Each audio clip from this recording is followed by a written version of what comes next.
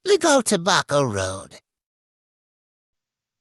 Eto nga guys, dahil biglang gala na naman si Notpang sa di inaasang pagkakataon.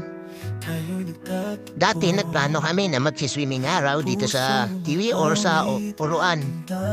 So nagplano, puro plano, hindi naman natutuloy. Eto kami ngayon at biglaan nagkaayaan, eto't natuloy na nga kami. So kasama namin yung mga anak namin at pamilya namin at kasama ko rin yung tito kong bakasyonista galing sa Maynila. Eto na nga kami guys at andito kami sa Ligaw Road or Ligaw Tobacco Road. So nagka-problema na kami kanina. Kanina pa kami nakarating. Aso nga lang, yung tito ko, nung time na magdagas na kami, yung nasa gasolinahan na, magpapagas na sana. Kanya lang pagkapaan niya sa bulsa. Yung pala naiwan yung wallet niya.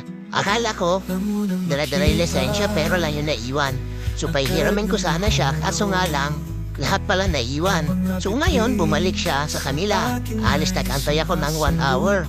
So sila mama, at yung naka-tricycle, ilan sila nakamotor na una na 3. Sa isang tricycle, hindi ko alam, siguro nag-aalala na sila bakit wala pa kami. Sara hindi ko rin kabisado yung lugar.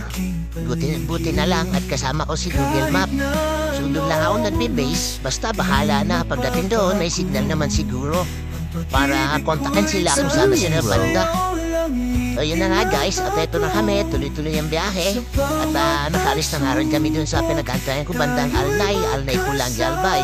So nandito kami sa Blue Road.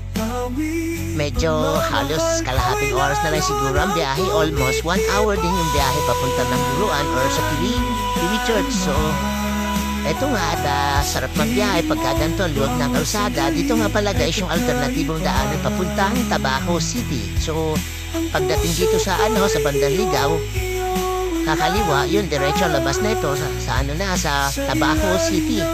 So hindi na kami dadaan ng sentro ng Legazpi, Daraga.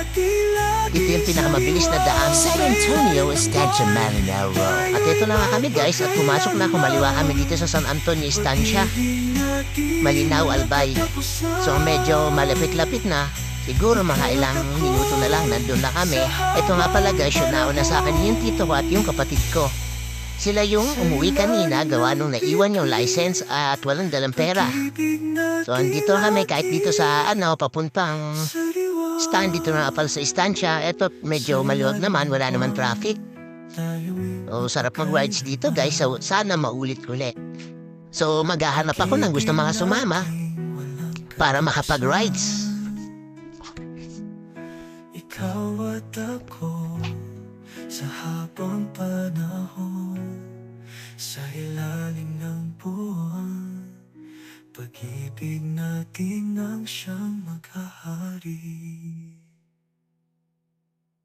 Sa ilalim ng buwan, tayo'y nagtatagpo, pusong umaawit. Di nga ako guys nagkamali, pati yung kapatid ko bumalik at nag-antay sila. So di ko alam, baka nag-alala na sila at pinabalikan kami, baka sakaling naligaw kami. So dahil may Google Map naman kami, hindi kami maliligaw siguro dahil sanay naman si Notpang sa biyahe.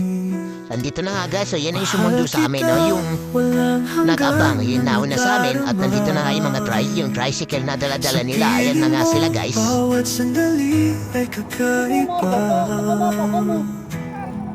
Ang puso ko'y iyong walang iba. Sa ilalim ng bituin, pag-ibig natin laging sariwa. Nang munang makita, agad nang nahulog. Ang mga bituin sa akin ay sumasalubong. Sa iyong ngiti ko'y nabigani. Sa iyong yakap mundo'y nawawala sa aking paligid. Kahit na anong unos, di magbabago. Ang pag-ibig ko'y tanging sa'yo lang ngiti.